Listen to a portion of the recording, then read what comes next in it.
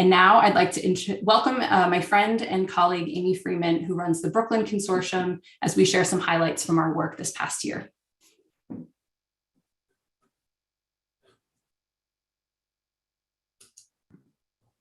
Sorry. Thank you so much, everyone. And thank you, Bonnie. Thanks for joining us today. My name is Amy Freeman, and I direct the Brooklyn Health and Housing Consortium, which is based in the Department of Population Health at NYU School of Medicine and supported by NYU Langone's Community Service Plan. In 2018, Bonnie and her co-founder, Henny Lustgarten, helped us launch the Brooklyn Consortium, which is modeled after and partners really closely with the larger Health and Housing Consortium with Bonnie based in the Bronx. For those of you who may be learning about the consortium for the first time today, we are a collaborative network of healthcare, housing, homeless and social services organizations, and government partners with the shared goal of improving health equity and housing stability. We do this by equipping frontline workers with the information and resources they need to support people with unmet health and housing needs, fostering cross-sector relationships, conducting research to better understand the needs of this population, and advocating for policies that will improve the care and services people receive while addressing the impacts of structural racism on health and housing. I'd like to thank our consortium board members, many of whom have been with us since we first organized in 2011 and have seen us through to where we are today. I am so grateful for their leadership, dedication, and support. And before we even had a board of directors or were an official organization, the Bronx Health and Housing Consortium was guided by a steering committee of local leaders working in the fields of health, housing, and homeless services. While we have some newer faces on the Bronx steering committee, the committee continues to serve as our ear to the ground, and these individuals help ensure that the consortium's work is responsive to the needs of Bronx communities. And in Brooklyn, I'd also like to thank our amazing steering committee members who represent organizations across the health and housing sectors, most of whom have been on the committee since the beginning and helped us replicate the Bronx Consortium model in Brooklyn. The steering committee, there are experts who help us understand the pressing issues affecting frontline staff and organizations in Brooklyn, and they advise us on setting the agenda for our consortium events like today's convening. And I also want to give a shout out to our amazing project coordinators, Harmony Arcilla for the Brooklyn Health and Housing Consortium and Tess Summer for the Bronx Consortium. So just a few quick highlights from our past year.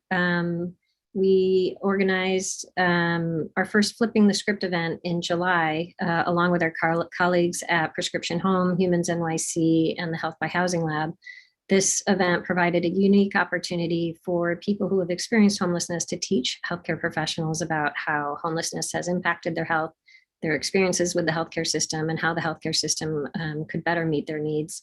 Nearly 450 people attended that virtual event from really all over the city, state, and the country. We also hosted an important conference on preventing deaths among people experiencing homelessness in New York City. And then throughout the year, we held a number of interagency case conferences and trainings, including a 3-part series focusing on immigrant populations and social determinants of health, such as housing, income, and legal status. So working together over this past year, the Bronx and Brooklyn Consortia have hosted over 30 events that were attended by more than 5,000 people across 300 different organizations. And as we look to 2022, we have a few exciting things in the works. At the end of January, we will once again conduct our annual hospital homeless count, which surveys hospital emergency departments throughout New York City on the same night as the city's census of the streets and subways. In February, we will hold another Flipping the Script event, this one focused on family homelessness and targeting healthcare professionals working in pediatrics. In March or early April, we will hold a convening on medical respite, a continuation of years of advocacy we have done on this issue. This convening is being organized with support from the Camden Coalition's National Center for Complex Health and Social Needs, which selected the consortium from a competitive group of applicants. We will also continue a strategic planning process we started this year through a grant from the Helmsley Charitable Trust in order to plan for our long-term sustainability and future expansion throughout New York City. In October, we launched a survey of our network to better understand what value they get from the consortium and how else we could be helpful. You can see one highlight from the survey results that 72% of people gained resources for their clients or patients as a result of their involvement with the consortium. We've also begun a process to incorporate racial equity into all areas of our work and assess how we can best address the racial disparities within the healthcare, housing, and homeless service systems. And of course, we will continue offering our regular cross-sector trainings and case conferences throughout the year. We are so excited for what's in store for 2022 and hope that you will stay connected with us and let us know what else we could do to support you in your work. And with that, it is now my honor to present the second annual Joe Fund Award. Last year, the consortium experienced a significant loss when our dear friend and board member, Joe Mackenzie Hamilton, passed away suddenly. Joe was a devoted social worker who spent nearly 30 years at the West Side Federation for Senior and Supportive Housing, serving formerly homeless older adults, many of whom experienced serious mental illness and substance use. He also trained and mentored staff, passing down his wisdom and kindness to a younger generation of social workers. We created the Joe Mackenzie Hamilton Scholarship Fund last year in recognition and support of the continuing education and brilliance of our growing human services workforce. The Joe Fund is an annual award issued to one recipient who is nominated by one or more of their peers and chosen by a selection committee composed of consortium board and steering committee members. Through the Joe Fund, we hope to carry on Joe's legacy by honoring those who share his qualities of service, kindness, and respect for all people. It gives me great pleasure to announce that the winner of the second annual Joe Fund Award is, next slide, please. Wale Adebenle, the Director of Aging Services at Breaking Ground. Wale was nominated by his supervisor, John Betts. And I'm going to share some of what John said about Wale in his nomination. Like Joe, Wale has a passion for supporting older adults, as well as training the next generation of social workers working with this dynamic and often underserved population. Over the past several years, Breaking Ground has seen an increase in the number of people aging in place in supportive housing.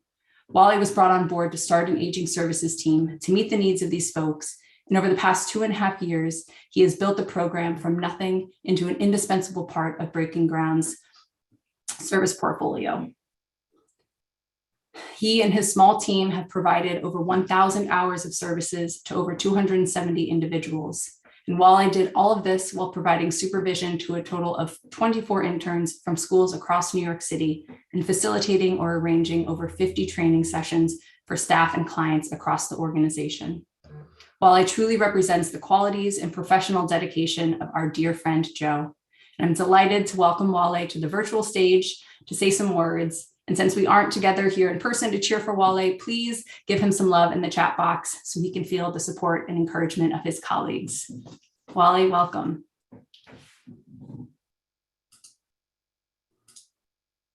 Good afternoon, everyone. Thank you so much, Bonnie, for that. I sincerely thank the Health and Housing Consortium for this great honor.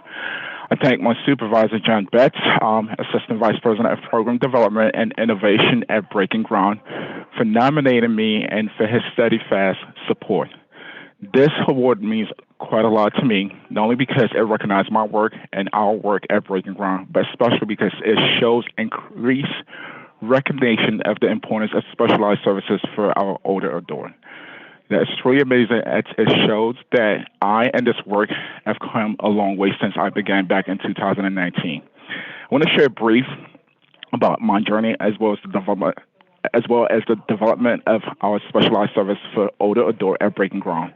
In case some are not familiar with that, when I started in the field of social work back in 2003, I came out of school unsure of which population I wanted to work with. I was given an opportunity to work with the homeless population via MTA Connection and learned many things in that role. After leaving MTA Connections, I worked with the Visitors of New York. In this role, I discovered that I love working with older adults. Fast forward to 2019, when an opportunity to create a new specialized service program at Breaking Ground presented itself, thanks to our Chief Operating Officer, Amy Papalis, who interviewed me and trusted me to spearhead the vision for older adult specialized services at Breaking Ground. I jumped at this opportunity because it married the two populations that I enjoy working with. You know, starting a new program, specialized service for older adults, has truly been rewarding. It is incredible to see the impact that we are making in the life of our older adults, such as coordinating home care, helping our older adults to navigate the health system, which we all know can be very clumsy in a way at times, and developing virtual programs such as Fall Prevention Diabetes Connections. But my work could not have been fruitful without the wonderful network of family, friends, colleagues, as well as MSW students around New York and Breaking Ground, who I've been blessed with and who I am so grateful for. I am grateful to the social work profession for giving me such a niche to flourish more than I can have ever hoped for. I am proud of Breaking Ground for its commitment to promote older adult services alongside its homeless services. I hope we continue to grow to benefit every older adult in New York. Thank you so much again for this award. Have a great one.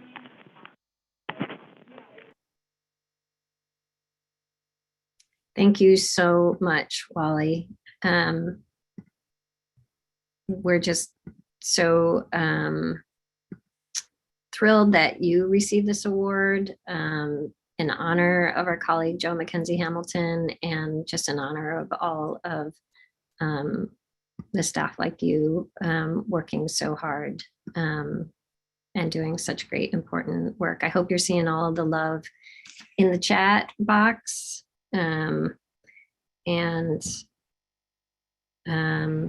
Yeah, thank you. Thank you so much, and congratulations again.